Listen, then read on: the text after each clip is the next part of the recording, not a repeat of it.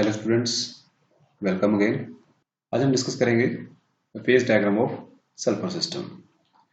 ये भी एक वन कंपोनेंट सिस्टम है और चलिए देखते हैं भी इसका फेज डायग्राम वाटर और कार्बन डाइऑक्साइड के फेज डायग्राम से कितना मिलता जुलता है और कितना ये उनसे डिफरेंट है। इस फेज डायग्राम में हमारे पास सल्फर की चार फॉर्म जो है एग्जिस्ट करती हैं।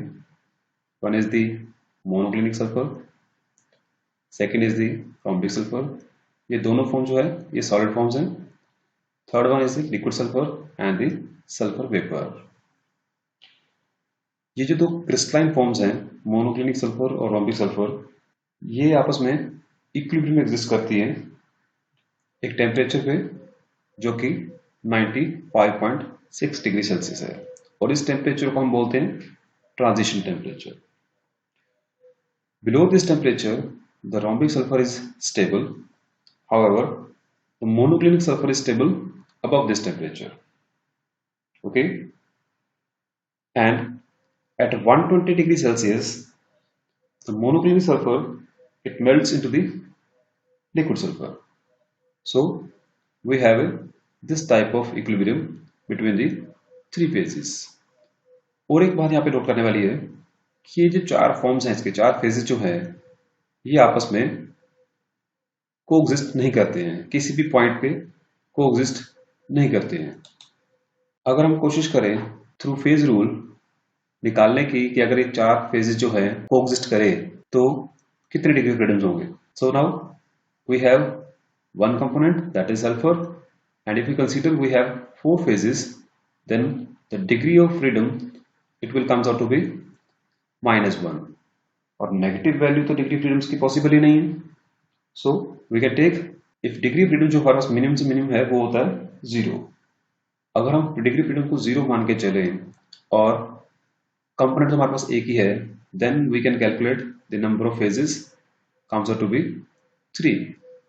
That means the maximum number of phases that can exist is 3.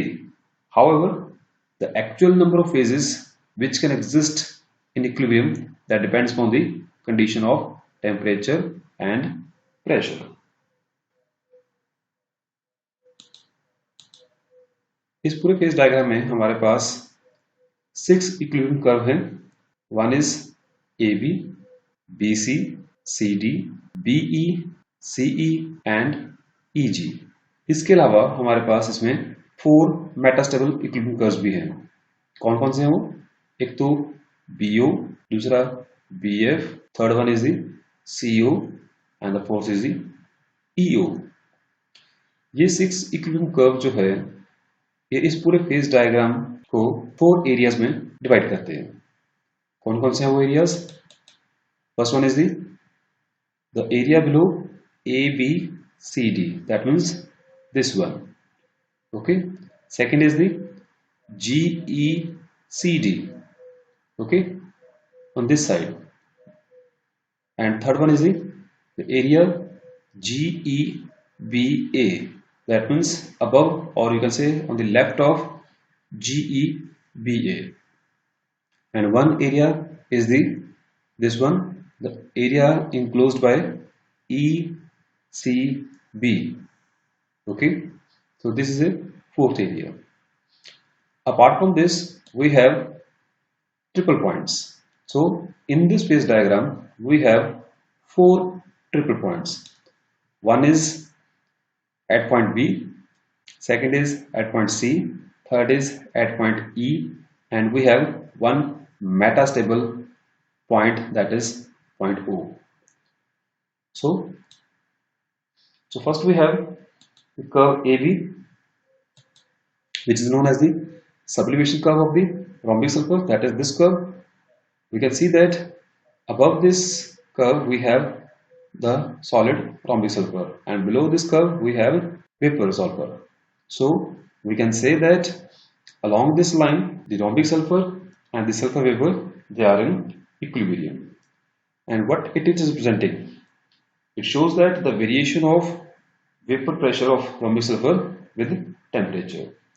This curve starts from point B that is the transition temperature 95.6 degree, and it terminates at point A. So along this curve, as we said, we have the two phases, rhombic sulfur as well as the vapor sulfur. So अगर हम number of degree of freedoms calculate करें, so we get it is a univariant system.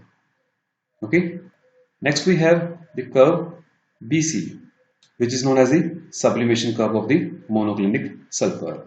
We can see that in this area we have the monoclinic sulfur and below we have the vapor sulfur. So along this curve, the monoclinic sulfur and the vapor sulfur both are in equilibrium. Again, this curve shows the variation of vapor pressure of monoclinic sulfur with the temperature. And this curve starts from point C, that is at 120 degrees Celsius, and it terminates at point B, that is the transition temperature. Along this line, the system is again a univariant system because we have the two phases and one component. So by using this formula, we can calculate that it is a univariant system. All these curve will be the univariant system. Now let us discuss the third curve, that is the curve CD. And this curve is known as the vapor pressure curve for the liquid sulfur. Why so? Because above this curve we have a liquid sulfur and below this curve we have a vapor sulfur. So along this line we have the liquid sulfur and the vapor sulfur both in the equilibrium. And this curve also shows the variation of vapor pressure of liquid sulfur with temperature. Again, the degree of freedom on this curve will be the 1. That is, the system is univariant again. It starts from point C, that is 120 degrees Celsius, which is a melting point of the sulfur, and it terminates at point D, the critical point, after which the sulfur vapor will exist only. And if we draw a line on this curve corresponding to 1 atmosphere, then we get a temperature that is 444.6 degrees Celsius, which is known as the boiling point of sulfur. Next we have the curve CE, that is this one, which is known as the melting point curve of the monoclinic sulfur. It shows the effect of pressure on the melting point of monoclinic sulfur. Along this curve, the two phases, that is monoclinic sulfur and the liquid sulfur, they exist in equilibrium. This curve also represents a univariant system, and we can see that the curve is moving away from the pressure axis, so the melting point is increases with the increase of pressure. After this we have a curve EG, which is known as the melting point curve of rhombic sulfur. Okay, along this curve the two phases, that is rhombic sulfur and the liquid sulfur, they are in equilibrium. So again this system is also a univariant system. So next we have the sixth curve, that is known as the curve BE. This curve, which is known as the transition curve of the monoclinic sulfur and the rhombic sulfur. It represents the equilibrium between the two allotropes, two crystalline forms, that is rhombic sulfur and the monoclinic sulfur. The curve, this B curve, represents a univariant system again. Okay, the slope of this curve represents that the transition temperature increases with the increase of pressure. Next we have the metastable curves. First we discuss the curve BO, that is the metastable vapor pressure curve of rhombic sulfur. This is in continuation with the sublimation curve of AB, which is the sublimation curve of the rhombic sulfur. When rhombic sulfur on curve AB is rapidly heated, then it is possible that the monoclinic sulfur may not appear at point B, and we may get the rhombic sulfur above this temperature. Okay, the curve BO here represents the metastable equilibrium between the rhombic sulfur and the vapor sulfur. If we disturb this curve, then the curve BO will merge into the curve BC, that is the sublimation curve or the vapor pressure curve of the monoclinic sulfur. It also represents univariant system.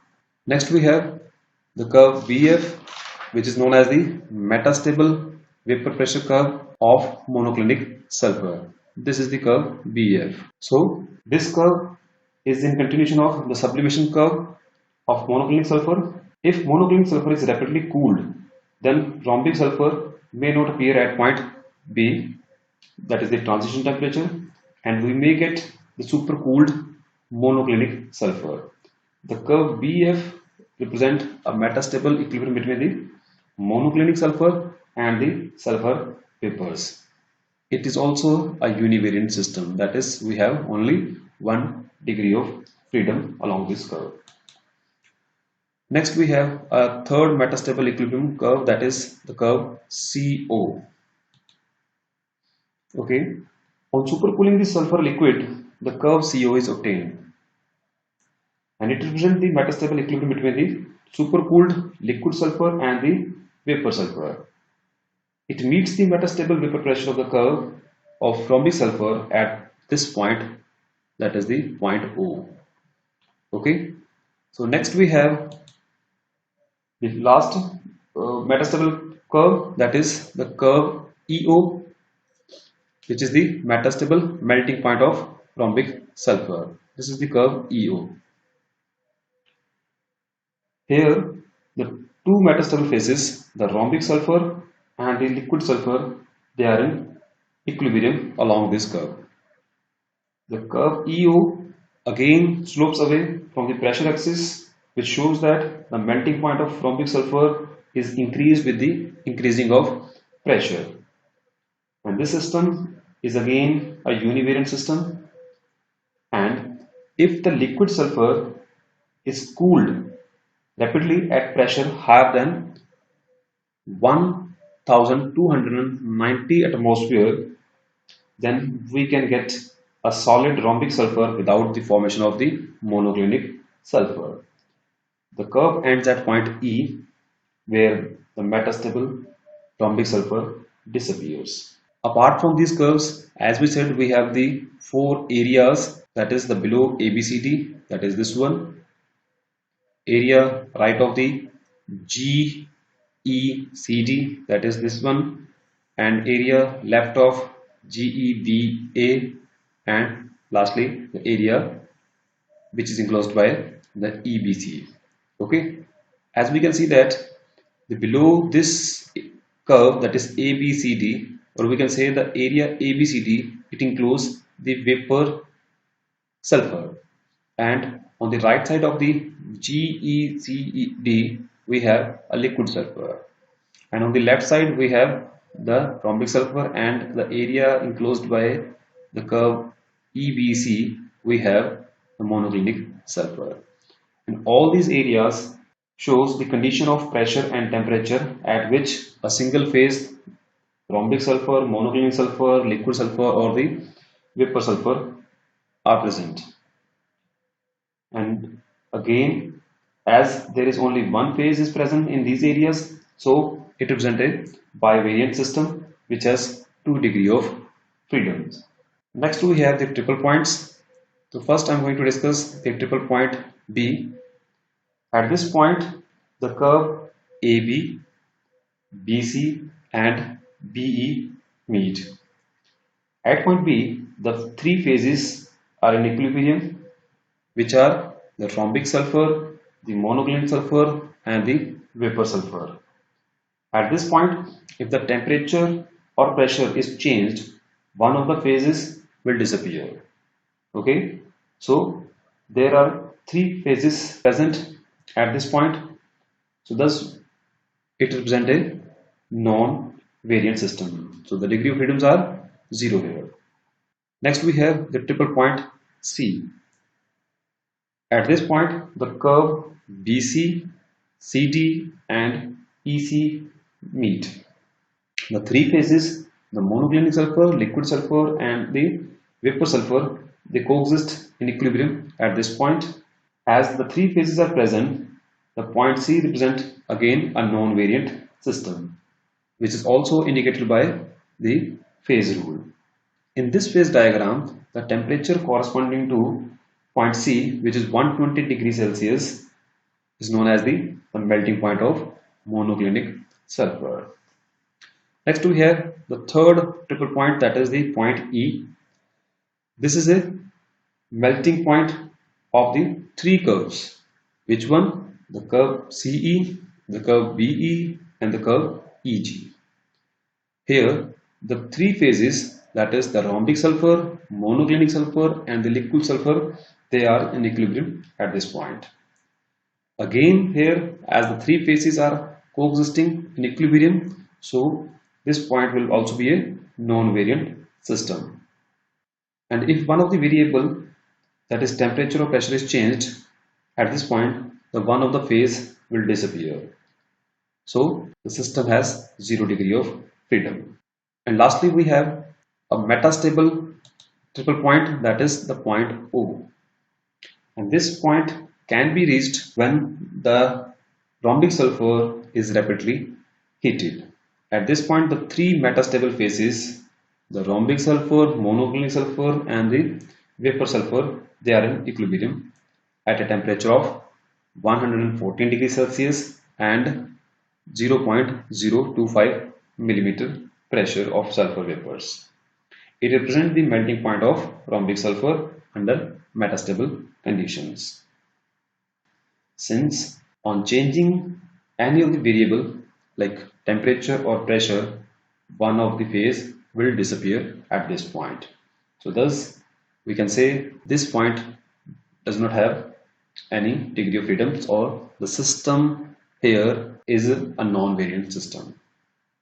Okay, so this is all about the phase diagram of sulfur. I think it is very easy to remember or learn. So thank you, have a nice day.